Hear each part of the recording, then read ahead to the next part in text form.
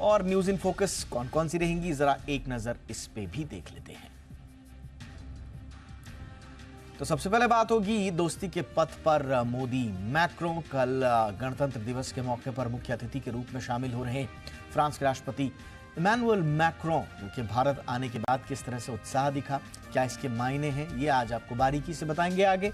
इसके अलावा एक महत्वपूर्ण खबर होगी आपकी और हमारी सेहत से जुड़ी हुई, एनर्जी ड्रिंक्स जो आजकल युवा बच्चे हर कोई लेता है ये समझकर कि उन्हें ऊर्जा मिलती है, इससे एनर्जी मिलती है। क्या वाकई में इससे एनर्जी मिलती है? अगर ऐसा है तो फिर दुनिया के दूसरे देशों में इसे बच्चों के लिए बैन करने की मांग क्यों हो रही है? आज करेंगे इसी का 360 डिग्री एनालिसिस डॉक्टर्स के साथ। हर अस्पताल में अब कैशलेस इलाज मुमकिन होगा, इसका 360 डिग्री एनालिसिस करके आपको बताएंगे।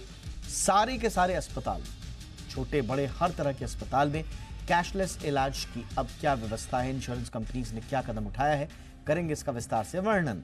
और लास्ट में बात होगी मुंबई कर्ज की बजट से उम्मीदों की। हमारी ये स्पेशल सीरीज है बजट में दिल मांगे मोर। मुंबई के दिल में क्या चल रहा है बजट को लेकर, वो क्या चाहते हैं। भले ही इंटरिम बजट हो लेकिन ख्वाहिशें तो सबकी होती हैं। क्या है मुंबई की ख्वाहिशें, बताएंगे आज शो में।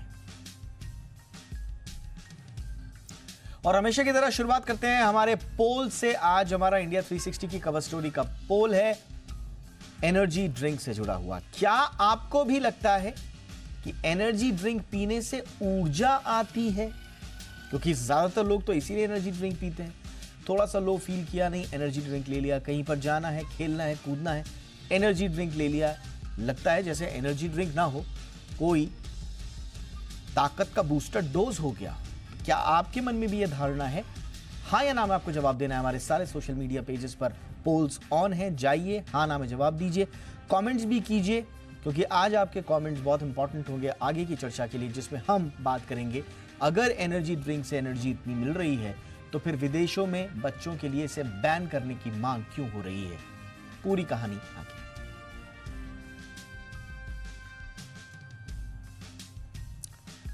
और अब फटाफट अंदाज में देख लेते हैं वो टॉप खबरें जो सुबह से लेकर शाम तक रही सुर्खियों में। पीएम नरेंद्र मोदी ने आज उत्तर प्रदेश के बुलंदशहर में करीब 20,000 करोड़ रुपए की विकास परियोजनाओं का उद्घाटन किया। इसमें रेल, सड़क और शहरी विकास एवं आवास जैसे महत्वपूर्ण प्रोजेक्ट हैं। मंच पर स्थानीय नेताओं ने उन्हें भगवान राम की मूर्ति भेंट की। सीएम योगी आदित्यनाथ ने पीएम मोदी और राज्यपाल आनंदीबेन पटेल का स्वागत किया। उद्घाटन के बाद पीएम ने जनसभा को भी संबोधित किया। उन्होंने कहा कि हमारा लक्ष्य 2047 तक भारत को विकसित राष्ट्र बनाना है और इसके लिए सबको मिलकर प्रयास करना है। मिशन 2024 के लिए बीजेपी ने कैंपेन थीम को लॉन्च कर दिया है। बीजेपी अध्यक्ष जेपी नड्डा ने आज पीएम मोदी की उपस्थिति में 2024 चुनाव के लिए पार्टी का आधिकारिक अभियान की शुरुआत की। इसका टाइटल है सपने नहीं हकीकत बुनते हैं, तभी तो सब मोदी को चुनते हैं। इस थीम सॉन्ग में रामलला का भी जिक्र है। बीजेपी के इस थीम सॉन्ग को फर्स्ट टाइम वोटर्स के कॉन्क्लेव यानी कि नव मतदाता सम्मेलन में रिलीज किया गया।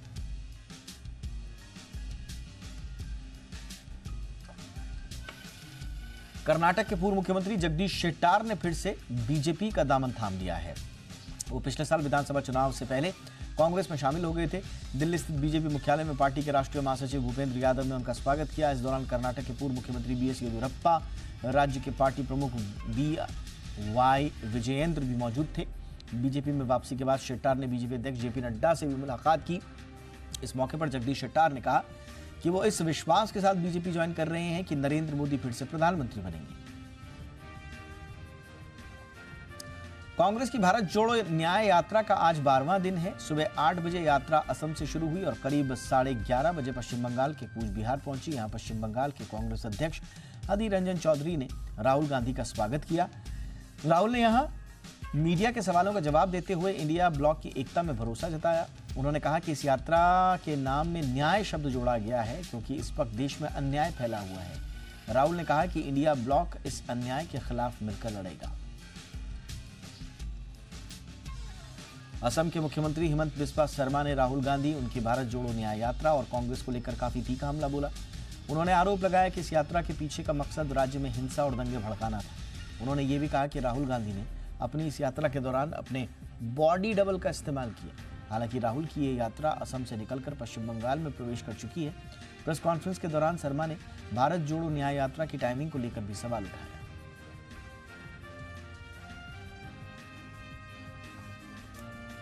तेलंगाना सरकार में अधिकारी शिव बालाकृष्णन के ठिकानों से 100 करोड़ से ज्यादा की संपत्ति जब्त की गई है। घर से 40 लाख रुपए कैश, 2 किलो सोना, 60 महंगी घड़ियां समेत संपत्तियों से संबंधित कई दस्तावेज और नोट गिनने वाली मशीनें मिली हैं। एंटी करप्शन ब्यूरो की 14 टीमों ने बुधवार को बालाकृष्ण और उनके रिश्तेदारों के 20 ठिकानों पर रेड की थी।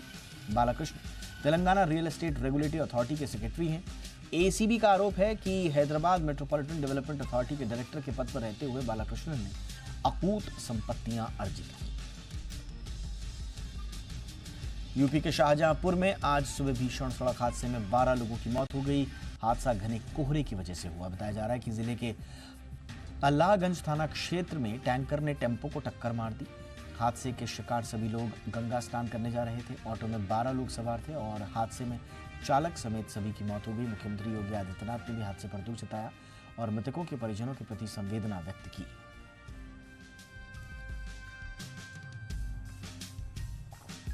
उत्तर भारत के ज्यादातर राज्य ठंड और घने कोहरे की चपेट में हैं। दिल्ली, यूपी, पंजाब, बिहार और हरियाणा में कोल्ड डे की स्थिति है। आईएमडी ने बताया कि इन 5 राज्यों में 29 जनवरी तक ठंड से राहत की उम्मीद नहीं है। मध्य प्रदेश और राजस्थान में भी कोल्ड डे की स्थिति है। यहाँ अगले 2 दिन तेज सर्दी पड़ने का अनुमान है। उधर हिमाचल प्रदेश में अगले 5 दिनों तक बारिश और बर्फबारी होने के आसार हैं। मौसम विभाग के मुताबिक 27 जनवरी तक प्रदेश की ज्यादा ऊंचाई वाले इलाकों में बर्फबारी होगी।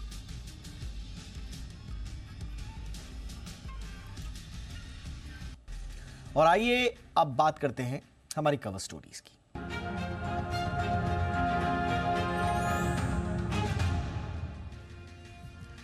आजकल बच्चों और युवाओं में एनर्जी ड्रिंक्स पीने का नया ट्रेंड चल पड़ा है, लेकिन इंग्लैंड से आई एक नई स्टडी एनर्जी ड्रिंक्स के शौकीन बच्चों और युवाओं को सावधान करने के लिए काफी है। रिसर्च के मुताबिक एनर्जी ड्रिंक्स दरअसल बच्चों में एनर्जी नहीं बल्कि कई तरह की बीमारियों को बढ़ा रही है। यही वजह है कि कई देशों में बच्चों के लिए एनर्जी ड्रिंक्स को बैन करने की मांग हो रही है। आज हम इसी अहम मुद्दे पर चर्चा करेंगे और जानेंगे कि एनर्जी ड्रिंक्स के क्या साइड इफेक्ट्स हैं, खास मेहमान के साथ। पहले रिपोर्ट। दुनिया भर में एनर्जी ड्रिंक पीने का चलन तेजी से बढ़ रहा है। खास तौर पर युवा और बच्चे इस ड्रिंक को काफी पसंद करते हैं। लोग मानते हैं कि इस ड्रिंक को पीने से एनर्जी मिलती है, लेकिन ऐसा कुछ भी नहीं होता। हाल ही में इंग्लैंड की 2 यूनिवर्सिटीज टीसाइड और न्यूकैसल यूनिवर्सिटी के साइंटिस्ट ने हेल्थ ड्रिंक्स को लेकर बड़ी स्टडी की, जिसमें 21 से अधिक देशों के 12 लाख बच्चों और युवाओं पर की गई 57 स्टडीज के डेटा का अध्ययन किया गया। इस डेटा में वैज्ञानिकों ने पाया कि बच्चों के प्रदर्शन में सुधार और बॉडी में ज्यादा एनर्जी का दावा करने वाले ये एनर्जी ड्रिंक्स असल में बच्चों की सेहत को बिगाड़ रहे हैं। एनर्जी देने की बजाय ये बच्चों की मेंटल और फिजिकल ग्रोथ में बाधा बन रहे हैं। इस रिसर्च के बाद इससे जुड़े वैज्ञानिकों ने इंग्लैंड में 16 साल से कम उम्र के बच्चों के लिए एनर्जी ड्रिंक को प्रतिबंधित करने की मांग भी की है। अब आपको बताते हैं कि आखिर एनर्जी ड्रिंक में ऐसा क्या है जो बच्चों की सेहत को बिगाड़ रहा है, इसे भी जान लीजिए। दरअसल 250 ग्राम के एनर्जी ड्रिंक में करीब 25 से 30 ग्राम शुगर होती है। शुगर से बॉडी का कार्डियोवास्कुलर सिस्टम प्रभावित होता है। इससे दिल से जुड़ी बीमारियां होने का खतरा रहता है। अधिक मात्रा में शुगर होने की वजह से इंसुलिन रेजिस्टेंस का खतरा पैदा होने लगता है। यही इंसुलिन रेजिस्टेंस आगे चलकर डायबिटीज की वजह बन सकता है। शुगर ऐसी चीज है जो विकसित हो रहे शरीर की ग्रोथ में भी बाधा बन सकता है, क्योंकि ये दिमाग के कॉग्निटिव फंक्शन को प्रभावित करता है। अधिक मात्रा में शुगर लेने से बच्चे की एकाग्रता, सीखने समझने की क्षमता पर नकारात्मक असर डालती है। एनर्जी ड्रिंक में कैफीन भी होता है। अगर देखा जाए तो एक कॉफी के कप में करीब 100 मिलीग्राम कैफीन होता है, लेकिन एक एनर्जी ड्रिंक में करीब 300 मिलीग्राम कैफीन होता है। यानी एक कॉफी कप की तुलना में एक एनर्जी ड्रिंक में 3 गुना ज्यादा कैफीन होता है। कैफीन बॉडी में कार्टिसोल हार्मोन को बढ़ाता है, जिससे तनाव बढ़ सकता है। साथ ही कैफीन की वजह से बॉडी में डिहाइड्रेशन यानी पानी की कमी हो जाती है। एनर्जी ड्रिंक में फास्फोरिक एसिड और कार्बन डाइऑक्साइड गैस का भी इस्तेमाल किया जाता है। फास्फोरिक एसिड से बॉडी में कैल्शियम की मात्रा कम हो जाती है, जिससे बच्चों के दांत और हड्डियां कमजोर होने लगते हैं। यानी कुल मिलाकर एनर्जी ड्रिंक बच्चों के लिए काफी खतरनाक है। ऐसे में बच्चों को एनर्जी ड्रिंक के बजाय फल और जूस दें ताकि उनकी सेहत बेहतर रह सके। ब्यूरो रिपोर्ट, जी मीडिया। बहुत ही खास मेहमान इस वक्त हमारे साथ जुड़ चुके हैं। डॉक्टर डी के गुप्ता हमारे साथ हैं, सीएमडी हैं फिलिक्स हॉस्पिटल के। डॉक्टर गुप्ता, बहुत बहुत स्वागत है आपका हमारे शो पर। सर, बहुत सारी स्टडीज़ आई हैं और रिसेंटली इंग्लैंड की जो 2 यूनिवर्सिटीज़ हैं जिनका जिक्र हमने भी किया, टी साइड और न्यू कैसल यूनिवर्सिटी, ये बहुत कॉम्प्रिहेंसिव स्टडी थी क्योंकि यहाँ के साइंटिस्ट ने 21 से ज़्यादा देशों के 12 लाख बच्चों और युवाओं पर जो 57 अलग अलग स्टडीज़ हुई हैं उसके डेटा का अध्ययन किया और ये कॉम्प्रिहेंसिव डेटा बताया कि किस तरह से एनर्जी ड्रिंक्स के नाम पर एक खतरा हमारे बच्चे, हमारे युवाओं को परोसा जा रहा है। क्या कहेंगे सर, क्या वाकई में एनर्जी ड्रिंक से एनर्जी मिलती है? देखिए दीपक भाई, आप बिल्कुल सही कह रहे हैं। एक बहुत बड़ी स्टडी थी, बहुत सारे लाखों लोगों को, बच्चों को इन्वॉल्व किया और बहुत सारे देशों में जो बहुत सारी छोटी छोटी स्टडीज हुई थी उन सबके डाटा को इंटरप्रेट करके फाइनल एनालिसिस करी गई और लगभग एक कॉमन रिजल्ट्स निकले हैं कि ये एनर्जी ड्रिंक बच्चों के लिए सेफ़ नहीं है, खासकर युवाओं के लिए भी सेफ़ नहीं है, बच्चों के लिए तो कतई सेफ़ नहीं है। तो इसलिए शायद एक मांग चल रही है कि 16 साल से कम उम्र के जितने बच्चे हैं उन पर बिल्कुल बैन कर देना चाहिए और यूथ को भी सोच समझ के एनर्जी ड्रिंक पीना चाहिए। क्योंकि अगर एनर्जी ड्रिंक की बात करते हैं, जैसा आपने बताया कि एनर्जी ड्रिंक में 3 मेजर कंपोनेंट्स होते हैं, कैफीन होता है, शुगर होती है और कुछ अमीनो एसिड्स होते हैं। अगर हम शुगर की बात करते हैं तो शुगर जब भी हम ज़्यादा लेते हैं तो शुगर लेने से डायबिटीज मेलाइटिस होने का खतरा बढ़ जाता है, ओबेसिटी या मोटापा बढ़ जाता है, इंसुलिन रेजिस्टेंट डायबिटीज मेलाइटिस होती है और साथ में ऐसे बच्चे जो शुगर ज़्यादा कंज्यूम करते हैं वो कहीं ना कहीं डायरेक्टली एडिक्ट होते हैं या उनका over consumption of junk food बढ़ जाता है। They are more link to tobacco, they are more link to alcohol. तो इन लोगों में एल्कोहल और टोबैको लेने की भी संभावना बढ़ जाती है ऐसे बच्चों में। और ऊपर पूरी बॉडी की बात करें तो एनालिसिस करने पे पता लगता है कि इस जो एनर्जी ड्रिंक का जो कैफीन है, जो शुगर है, जो अमीनो एसिड्स हैं, इनका कहीं ना कहीं सब पे प्रतिकूल प्रभाव पड़ता है। अगर हम ब्रेन की बात करते हैं, मेंटल हेल्थ की बात करते हैं या न्यूरोवेस्कुलर सिस्टम की बात करते हैं तो बहुत सारे बच्चों में यूफोरिया करना, हेडेक करना, डिजीनेस करना, रेस्टलेस करना, एंजाइटी करना और कभी कभी लॉन्ग टर्म में अगर लोग एडिक्ट हो जाते हैं अगर ड्रिंक्स के तो उनमें डिप्रेशन जैसी सीवियर जो न्यूरोलॉजिकल डिसऑर्डर्स हैं उस तरह की संभावनाएं बढ़ जाती हैं। बहुत सारे लोगों में सीजर्स और स्ट्रोक की भी संभावना देखी गई है। नंबर 2, अगर हम बात करते हैं कि हार्ट की बात करते हैं तो हार्ट के अंदर ही बिल्कुल प्रूवन बहुत सारी स्टडीज में है जो क्यूटी इंटरवल इसको प्रोलॉन्ग करता है, टैकीरिथमियाज करता है, मतलब हार्ट रेट बढ़ाता है, वेंट्रिकुलर टैकीरिथमियाज करता है, हमारा जो ब्लड प्रेशर है उसको बढ़ाता है, जो ब्लड वेसल्स हैं उनके अंदर प्रतिकूल प्रभाव डालता है। तो ओवरऑल कहीं ना कहीं एंजाइना, चेस्ट पेन और जो हार्ट अटैक की संभावनाएं बढ़ जाती हैं बच्चों में, इवन डेथ की संभावनाएं बढ़ जाती हैं जो लोग लॉन्ग टर्म एडिक्ट होते हैं, जो लॉन्ग टर्म तक इस तरह के ड्रिंक्स का सेवन करते हैं। अगर हम रेस्पिरेटरी सिस्टम की बात करते हैं तो बच्चों में जिनको अस्थमा है उनकी अस्थमा की स्थिति बर्स्ट हो सकती है, कफ हो सकता है, सीवियर एक्यूट अटैक हो सकते हैं, उनके इमरजेंसी डिपार्टमेंट में विजिट्स बढ़ सकती हैं। अगर हम बात करते हैं ओवरऑल जनरल बीमारियों की तो डायबिटीज जैसे मैंने बताया, हाइपरटेंशन है उसकी संभावना, ओबेसिटी, मोटापा बढ़ जाती है और ये तीनों चीज़ें बहुत सारे दूसरी अन्य बीमारियों से लिंक हैं, चाहे वो कैंसर से लिंक हो, चाहे वो हार्ट अटैक से लिंक हो, चाहे अन्य और बहुत सारी बीमारियां हैं। अगर बात करते हैं गैस्ट्रोइंटेस्टाइनल डिसऑर्डर, मतलब जीआई की बात करते हैं, पेट की, उदर की और लिवर की और जो इंटेस्टाइन है तो उसमें बहुत सारे बच्चों को नोजिया है, मतलब वो जी में चलाना है, उल्टी होना, बिकॉज अब उसमें बहुत सारा कैफीन और अमीनो एसिड्स होते हैं और जो कार्बन डाइऑक्साइड होता है तो उसकी वजह से उनके नोजिया होना, वॉमिटिंग मतलब उल्टी होना, दस्त होना, इसकी वजह से डिहाइड्रेशन, पानी की कमी होना बहुत कॉमन है। और लॉन्ग टर्म में जो बच्चे लेते हैं उनके लिवर डैमेज होने की संभावना बढ़ती है, मतलब उनके अंदर जो SGOT, SGPT जैसे एंजाइम्स में बढ़ जाते हैं, सीरम बिलिरुबिन जैसा वो बढ़ जाता है, किडनी डैमेज हो सकता है लॉन्ग टर्म में, जैसा आपने बताया फॉस्फोरिक एसिड इसमें होता है तो बोन्स को वो ब्रिटल करता है, कमजोर करता है, हड्डियों में फ्रैक्चर होने की संभावना बढ़ जाती है, हड्डियां कमजोर हो जाती हैं। तो ऐसे बहुत सारे सिम्टम पूरी बॉडी पे कहीं ना कहीं ये मतलब ऐसा डालता है।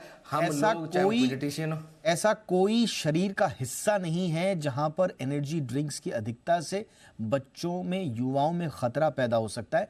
लेकिन मुझे सबसे ज्यादा अलार्मिंग जो लगा सर वो ये लगा कि एनर्जी ड्रिंक्स के आदी जो बच्चे हैं क्या वो आगे चलकर शराब और टोबैको जैसे मादक पदार्थों की गिरफ्त में आ सकते हैं सर?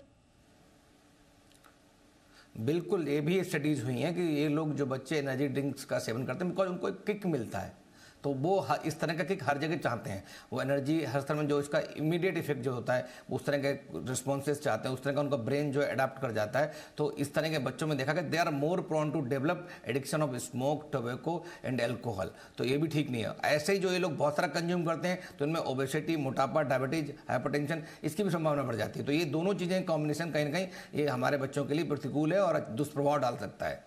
और एक और जो बिहेवियरल चेंजेस आते हैं वो ये बताया जा रहा है स्टडीज में कि इस तरह की जो एनर्जी ड्रिंक्स लेते हैं लोग वो हाइपर एक्टिविटी के लिए लेते हैं। और हाइपर एक्टिविटी अगर ऐसी एज में आपके लिए जिसमें आपको हाइपर एक्टिविटी की जरूरत नहीं है, ऐसे में आपको डिफिकल्टी इन कंसंट्रेशन, इंपल्सिविटी, जो चिल्ड्रन में हम देख रहे हैं आजकल बच्चों में इंपल्सिविटी आ जाती है, सर ये उसका भी ट्रिगर दे सकता है? देखिए, जैसा आपने बताया कि बच्चे जो हैं, हम सब जानते हैं बच्चों की एनर्जी है युवाओं से या हम लोगों से कई गुना अधिक होती है। वो ऑलरेडी हाइपर मतलब एक्टिव होते हैं और वो उनकी एनर्जी लेवल बहुत हाई होता है। ऐसे केस में हम ऐसे कोई ड्रिंक्स देते हैं जैसे कैफीन है जो 3 गुना ज़्यादा होती है कॉफ़ी कप से, या जो शुगर है वो एक हाइपर एक्टिव का काम करती है, या जो इसके अंदर अमीनो एसिड्स हैं वो दिक्कत कर सकते हैं, गैस्ट्रोएंटेराइटिस वगैरह कर सकते हैं। तो इसमें जो खासकर कैफीन है वो दिक्कत करती है। वो क्या करती है, आपकी पैल्पिटेशन बढ़ा देती है, मतलब हार्ट रेट को बढ़ा देती है, जिसको हम टैकीकार्डिया बोलते हैं। उससे एंजाइटी होना, उससे ट्रेमर्स होना, उससे स्लीप डिस्टर्बेंस होना, नींद नहीं आना, इंसोम्निया जिसको हम बोलते हैं, वो सब सिम्टम्स आना, क्यूटी इंटरवल प्रोलॉन्ग हो जाए, ये सारे कार्डिक सिम्टम्स होते हैं और बाद में न्यूरोलॉजिकल सिम्टम्स को क्रिएट करते हैं, जिसमें डिस्टर्बेंस, स्लीप डिस्टर्बेंस होता है, जिसकी वजह से एंजाइटी, डिप्रेशन या हाइपर एक्टिविटी होना, या टेंट्रम थ्रो करना, या बच्चों को एंगर बढ़ जाना उनका, या इवन पुअर कंसंट्रेशन होना, पढ़ाई में मन नहीं लगना, उसकी वजह से फोकस अच्छा नहीं होना, और उसकी वजह से जो पढ़ाई के में मन ना लगने की वजह से या फोकस अच्छा ना होने की वजह से उनका जो ओवरऑल जो परफॉर्मेंस है स्टडीज में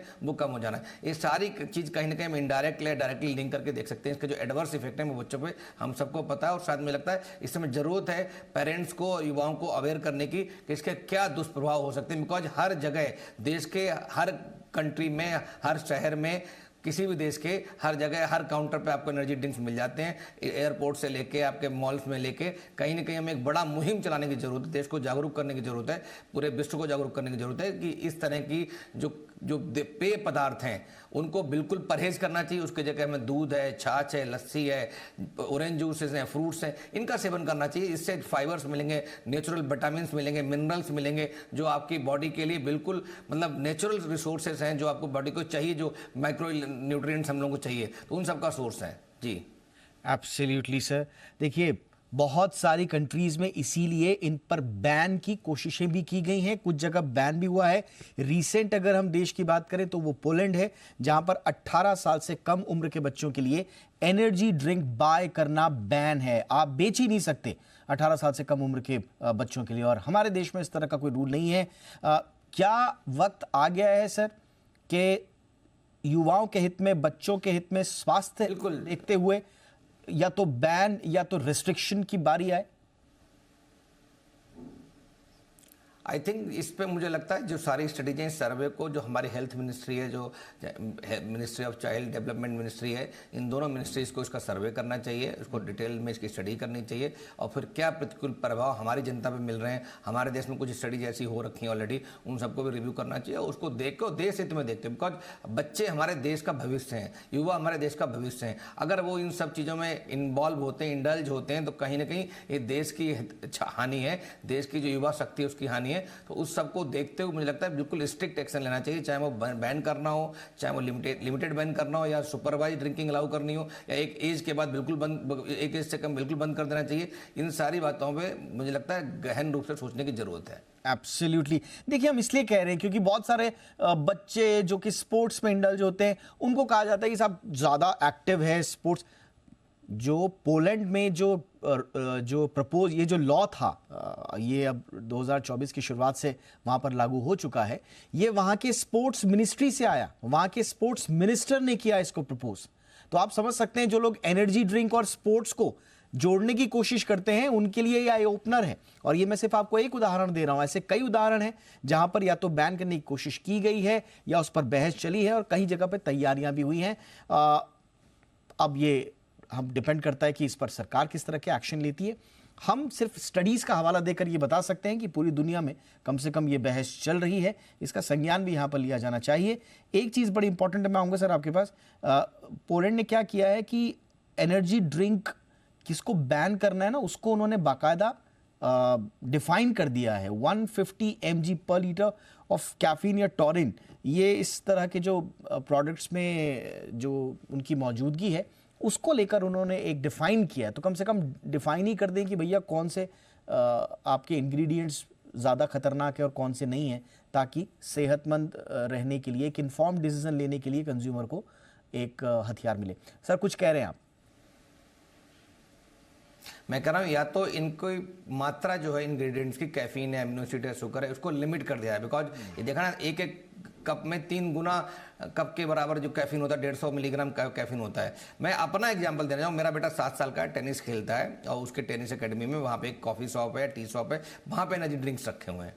और वो कई बार उसने मुझसे पूछा, कई बार लेने की कोशिश की, मैंने उसे समझाया। तो बच्चों के अंदर भी इन सब चीज़ों को देख के कहीं ना कहीं क्यूरियोसिटी होती है, वो एक्सप्लोर करना चाहते हैं, और जब वो एक्सप्लोर करते हैं, वो जब पीते हैं, जब उनको किक मिलता है, तो वो इसके एडिक्शन के शिकार हो सकते हैं। मैं इसलिए बता रहा हूँ कि ऐसी जगह जो स्पोर्ट्स जगह हो, मॉल्स हों चाहे एयरपोर्ट्स हों, कहीं पर भी इनका डिस्प्ले जो है एटलीस्ट लिमिटेड यूज के लिए होना चाहिए, जो युवाओं के लिए एक्सेसिबल होना चाहिए, बच्चों के लिए नहीं होना चाहिए। मैं तो युवाओं से भी रिक्वेस्ट करूंगा, हम लोग नेचुरली क्यों नहीं जा रहे हैं? भारतवर्ष में हर देश में जो बैक टू बेसिक्स जिसको बोलते हैं कि हमें दोबारा चीज़ों में जाना है, दोबारा अपनी बेसिक चीज़ों में जाना है, तो जो हमारे पास नेचुरल पदार्थ अवेलेबल है, चाहे नारियल पानी हो, चाहे छाछ हो, शिकंजी हो, दूध हो, लस्सी हो, बहुत सारे जूसेस हैं या सूप्स हैं, इन सब तरल पदार्थों का हम सेवन कर सकते हैं। इनसे लॉन्ग टर्म इनके बेनिफिट हैं, इनका कोई शॉर्ट टर्म नेगेटिव इफेक्ट नहीं है, और शॉर्ट टर्म भी एनर्जी का अच्छा सोर्स है। तो अगर इन सब चीज़ों का ध्यान देंगे तो मुझे लगता है हम अपने युवाओं को और जो बच्चे हैं इनको सही दिशा में गाइड कर सकते हैं। और सरकार को डेफिनेटली एटलीस्ट इस पर कोई बिल्कुल कुछ क्लियर कट गाइडलाइंस इशू करनी चाहिए, सो दैट एक जो असमंजस की स्थिति इस समय वो खत्म हो जाए। डॉक्टर साहब, आपने बहुत इंपॉर्टेंट बात बोली और अपने ही बेटे का एग्जाम्पल आपने दिया। इनफैक्ट ये घर घर की कहानी है। देखिए, एनर्जी ड्रिंक्स का कारोबार करने से किसी को कोई दिक्कत नहीं है, बशर्ते वो सेहत से कॉम्प्रोमाइज न कर रहा हो युवाओं की और बच्चों की। और अगर इस तरह के सवाल उठ रहे हैं तो सरकार को चाहिए दूध का दूध, पानी का पानी करे।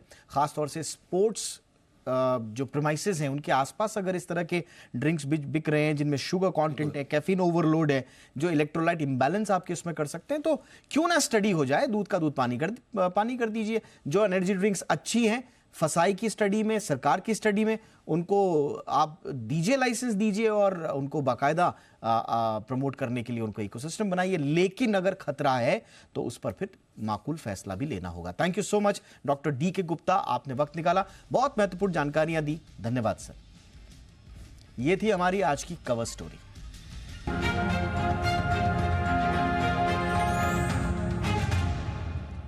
और आइए दिन भर की बिजनेस खबरों पर एक बार नजर डाल लेते हैं फटाफट अंदाज में। जेएसडब्ल्यू स्टील ने अक्टूबर-दिसंबर तिमाही के नतीजों का ऐलान कर दिया है। सालाना आधार पर कंपनी का मुनाफा 5 गुना बढ़कर 2,415 करोड़ रुपए रहा। जी बिजनेस ने इस दौरान 2,233 करोड़ रुपए के मुनाफे का अनुमान दिया था। पिछले साल इस दौरान कंपनी का कुल मुनाफा 474 करोड़ रुपए था। ऑपरेशन से जेएसडब्ल्यू स्टील का कंसोलिडेटेड रेवेन्यू 7.2% बढ़कर 41,940 करोड़ रुपए हो गया। कंपनी का मार्जिन सालाना आधार पर 11.6% से बढ़कर 17.1% रहा। प्राइवेट सेक्टर की दिग्गज इंश्योरेंस कंपनी एसबीआई लाइफ ने अक्टूबर-दिसंबर तिमाही में अनुमान से कमजोर नतीजे पेश किए हैं। सालाना आधार पर कंपनी का मुनाफा 304 करोड़ रुपए से बढ़कर 322 करोड़ रुपए रहा। जी बिजनेस ने इस दौरान 400 करोड़ रुपए के मुनाफे का अनुमान दिया था। सालाना आधार पर कंपनी की नेट प्रीमियम आय 19,171 करोड़ रुपए से बढ़कर 22,320 करोड़ रुपए रही। सालाना आधार पर एसबीआई लाइफ की सॉल्वेंसी रेशियो 225% से घटकर 209% पर आ गया। वीएनबी मार्जिन 29.6% से घटकर 28.1% रहा। ऑनलाइन फूड डिलीवर करने वाली कंपनी जोमैटो को पेमेंट एग्रीगेटर के रूप में काम करने के लिए आरबीआई की मंजूरी मिल गई है। इसके तहत आरबीआई ने सब्सिडियरी कंपनी जोमैटो पेमेंट्स को लाइसेंस जारी किया है। मंजूरी से कंपनी को अपने प्लेटफॉर्म के माध्यम से ई कॉमर्स ट्रांजैक्शन की सुविधा मिल सकेगी। कंपनी के एक्सचेंज फाइलिंग में ये जानकारी दी है। इस मंजूरी के साथ ही जोमैटो, टाटा पे, रेजर पे, कैश फ्री जैसे पेमेंट एग्रीगेटर कंपनियों की लिस्ट में शामिल हो गया है। अदानी पावर ने अपने अक्टूबर-दिसंबर तिमाही के नतीजों का ऐलान कर दिया है। सालाना आधार पर कंपनी का कंसोलिडेटेड नेट प्रॉफिट कई गुना बढ़कर 2,738 करोड़ रुपए हो गया है। एक साल पहले की समान तिमाही में कंपनी को 9 करोड़ रुपए का मुनाफा हुआ था। हालांकि पिछली तिमाही के मुकाबले कंपनी का मुनाफा घट गया है। सितंबर तिमाही में कंपनी का नेट प्रॉफिट 6,594 करोड़ रुपए था। दिसंबर तिमाही में ऑपरेशन से कंपनी का रेवेन्यू 12,991 करोड़ रुपए रहा। ऑनलाइन फूड डिलीवरी करने वाली कंपनी स्विगी फिर छटनी करने जा रही है।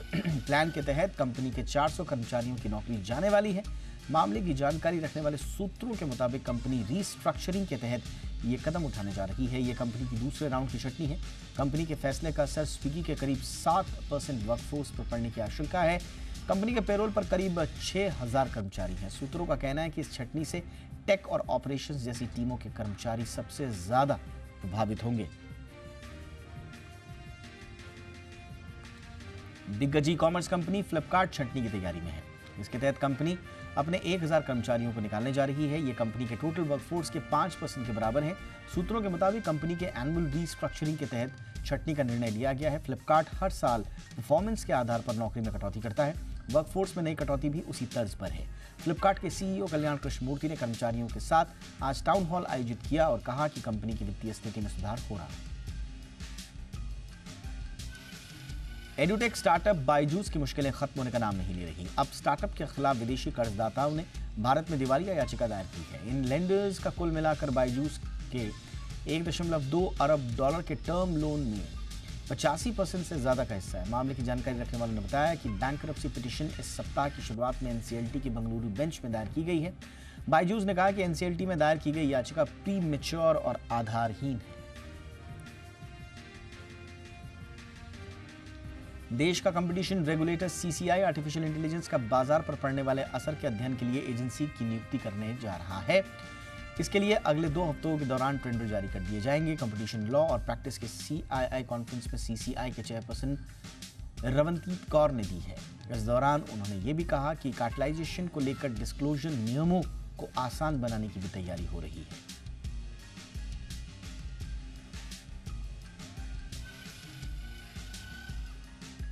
राष्ट्रपति द्रौपदी मुर्मू ने 75वें गणतंत्र दिवस की पूर्व संध्या पर राष्ट्र को संबोधित करते हुए कहा कि भारत लोकतंत्र की जननी है और भारत चंद्रमा के दक्षिणी ध्रुव पर पहुंचने वाला पहला देश है। राष्ट्रपति ने राम मंदिर के बारे में कहा कि भारत की अपनी सभ्यतागत विरासत की निरंतर खोज में एक युगांतकारी आयोजन के रूप में इसे याद किया जाएगा। मैं ये उल्लेख करना चाहूँगी कि सामाजिक न्याय के लिए अनवरत युद्धरत रहे श्री कर्पूरी ठाकुर जी की जन्म शताब्दी का उत्सव काल ही संपन्न हुआ है। कर्पूरी जी पिछड़े वर्गों के सबसे महान पक्षकारों में से एक थे, जिन्होंने अपना सारा जीवन उनके कल्याण के लिए समर्पित कर दिया था। उनका जीवन एक संदेश था। अपने योगदान से सार्वजनिक जीवन को समृद्ध बनाने के लिए मैं कर्पूरी जी को अपनी श्रद्धांजलि अर्पित करती हूँ।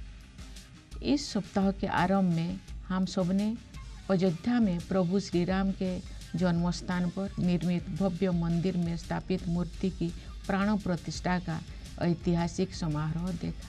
भविष्य में जब इस घटना को व्यापक परिप्रेक्ष्य में देखा जाएगा, तब इतिहासकार भारत द्वारा अपने सभ्यतागत विरासत की निरंतर खोज में युगांतकारी आयोजन के रूप में इसका विवेचन करेंगे। उचित न्यायिक प्रक्रिया और देश के उच्चतम न्यायालय के निर्णय के बाद मंदिर का निर्माण कार्य आरंभ हुआ। अब ये एक भव्य संरचना के रूप में शोभायमान है। ये मंदिर न केवल जन जन की आस्था को व्यक्त करता है, बल्कि न्यायिक प्रक्रिया में हमारे देशवासियों की अगाध आस्था का प्रमाण भी है। भारत की अध्यक्षता में दिल्ली में G20 शिखर सम्मेलन का सफल आयोजन एक अभूतपूर्व उपलब्धि थी। G20 से जुड़े आयोजनों में जन सामान्यों की भागीदारी विशेष रूप से उल्लेखनीय है। इन आयोजनों में विचारों और सुझावों का प्रभाव ऊपर से नीचे की ओर नहीं, बल्कि नीचे से ऊपर की ओर था। उस भव्य आयोजन से ये सीख भी मिली है कि सामान्य नागरिकों को भी ऐसे गहन तथा अंतर्राष्ट्रीय महत्व के मुद्दे में भागीदार बनाया जा सकता है। जिसका प्रभाव अंततः उनके अपने भविष्य पर पड़ता है। G20 शिखर सम्मेलन के माध्यम से ग्लोबल साउथ की आवाज़ के रूप में भारत के अभ्युदय को भी बढ़ावा मिला, जिससे अंतर्राष्ट्रीय संवाद की प्रक्रिया में एक आवश्यक तत्व का समावेश हुआ। 1 फरवरी को आने वाले अंतरिम बजट से मुंबईकर्स को भी काफी उम्मीदें हैं। मुंबई की लाइफलाइन कही जाने वाली मुंबई की लोकल ट्रेन में सफर करने वाले यात्रियों को भी बजट से बहुत अपेक्षाएं हैं। बढ़ती भीड़ को देखते हुए 12 डब्बे की ट्रेनों को 15 डब्बे करने की मांग है, तो वहीं लोग एसी ट्रेन्स को बचाने की मांग भी कर रहे हैं। क्या है ग्राउंड रियलिटी, ये जानने की कोशिश की हमारे संवाददाता सुबोध मिश्रा ने। मुंबई की लाइफलाइन कही जाने वाली मुंबई की लोकल ट्रेन जो मुंबईकरों के लिए बहुत जरूरी है, 1 फरवरी को आने वाले अंतरिम बजट में आखिरकार उसके लिए क्या रखा है सरकार ने, ये तो 1 फरवरी को पता चलेगा। लेकिन लोगों की उसको लेकर के क्या अपेक्षाएं हैं, लोगों की क्या राय है, क्या एक्सपेक्टेशन है, आइए जानते हैं मुंबईकरों से और पता करते हैं आखिरकार वो क्या चाहते हैं।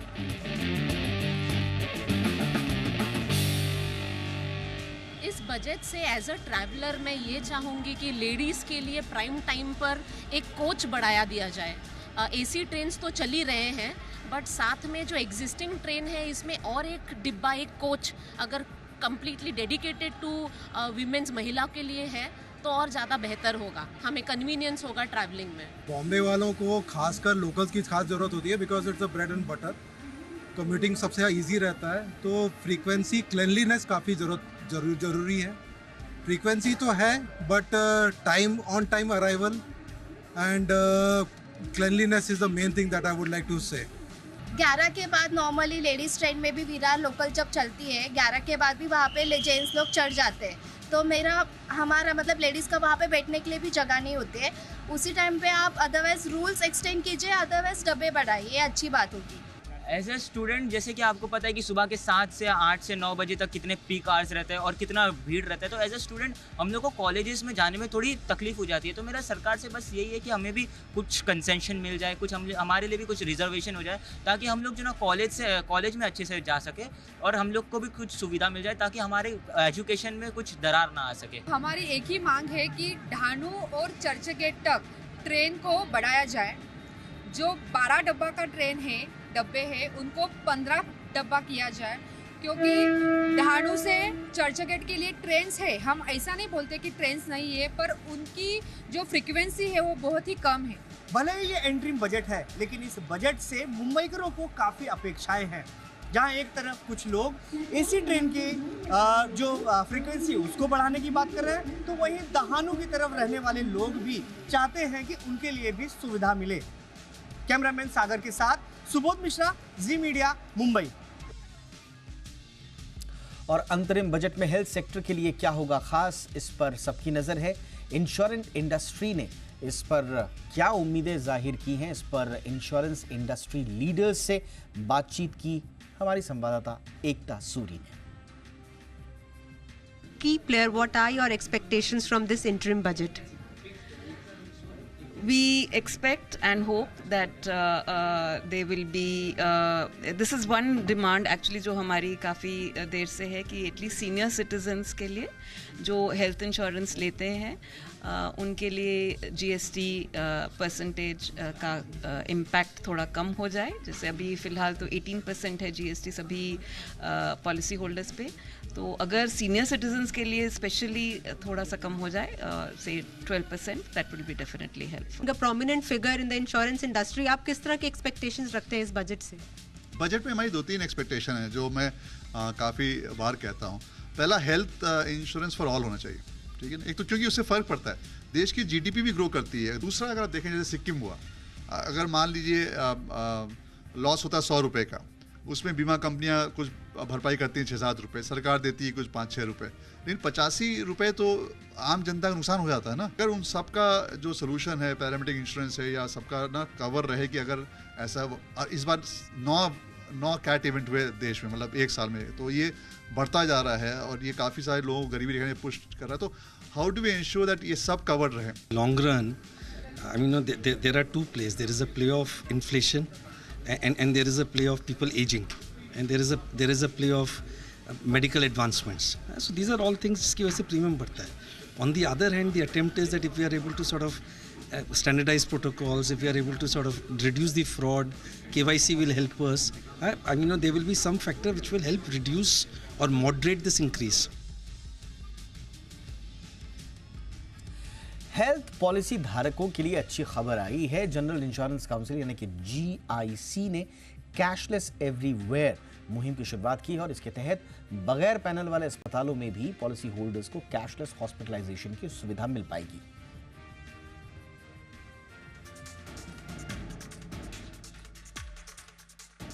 हेल्थ इंश्योरेंस पॉलिसी होल्डर्स के लिए एक अच्छी खबर है।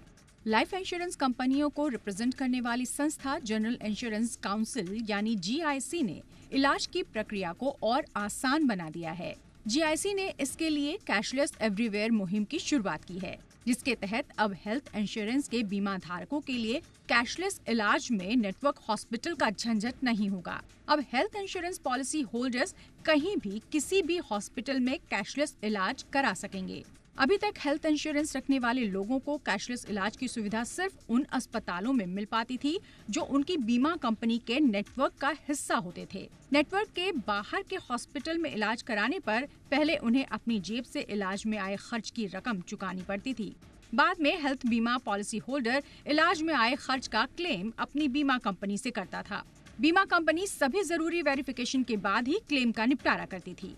ऐसे में बगैर पैनल वाले हॉस्पिटल में इलाज कराने पर पॉलिसी होल्डर का पैसा बीमा कंपनी के पास तब तक फंसा रहता था जब तक उसके क्लेम का निपटारा ना हो जाए। कई बार इलाज महंगा या ज्यादा दिन तक चलने के चलते पॉलिसी होल्डर की दिक्कतें बढ़ जाती थीं। इससे कैशलेस इलाज का मकसद पूरा नहीं हो पाता था। ऐसे में कैशलेस एवरीवेयर की शुरुआत हेल्थ पॉलिसी लेने वालों की फाइनेंशियल सिक्योरिटी को सिक्योर करेगी। जनरल इंश्योरेंस काउंसिल ने कैशलेस एवरीवेयर की शुरुआत करने से पहले सभी जनरल और हेल्थ इंश्योरेंस कंपनियों के साथ सभी पहलुओं पर बातचीत की। इसके तहत इमरजेंसी के मामलों में पॉलिसी होल्डर को भर्ती होने के 48 घंटे के भीतर इंश्योरेंस कंपनी को सूचना देनी होगी।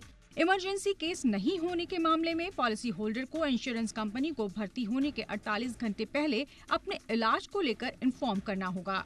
कैशलेस एवरीवेयर का लाभ केवल उन्हें ही मिलेगा जिनकी हेल्थ पॉलिसी कैशलेस है।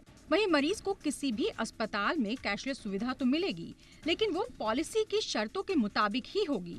पॉलिसी की शर्तों के तहत लगने वाले फिक्स चार्जेस ही मान्य होंगे। फिलहाल तो मौजूदा समय में देश में करीब 40,000 ऐसे हॉस्पिटल हैं जहां कैशलेस इलाज की सुविधा है, यानी अब कोई भी इन हॉस्पिटल में कैशलेस इलाज की सुविधा ले सकेगा। फिलहाल GIC की ये पहल कैशलेस इलाज की दिशा में मील का पत्थर साबित होने वाली है। ब्यूरो रिपोर्ट, जी मीडिया। पाकिस्तान में आम चुनाव होना है। पार्टियां जोर शोर से अपना प्रचार कर रही हैं, लेकिन नवाज शरीफ की पार्टी के प्रचार के दौरान दहाड़ मारता एक शेर आ गया। चुनावी अखाड़े में क्या है इस शेर की कहानी, देखिए रिपोर्ट में।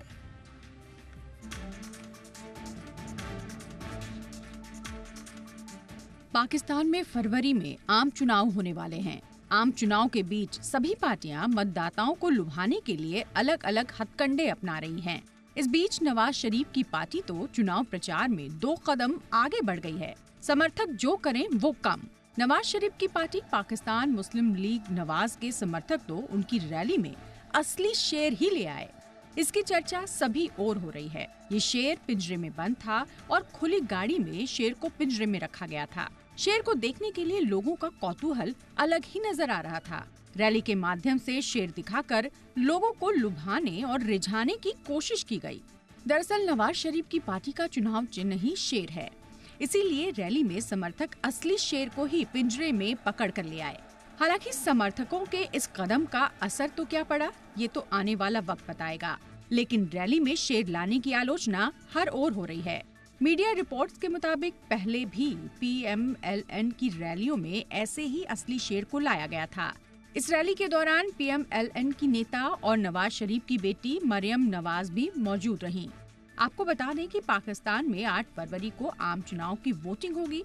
चुनाव की तारीख नजदीक आते ही सभी पार्टियां जोर शोर से प्रचार में जुटी हैं। ब्यूरो रिपोर्ट, जी मीडिया। इंडिया 360 में आज बस इतना ही। #ZeeIndia360 याद रखिए। कोई राय, कोई सुझाव हो तो जरूर भेजिएगा। नमस्कार।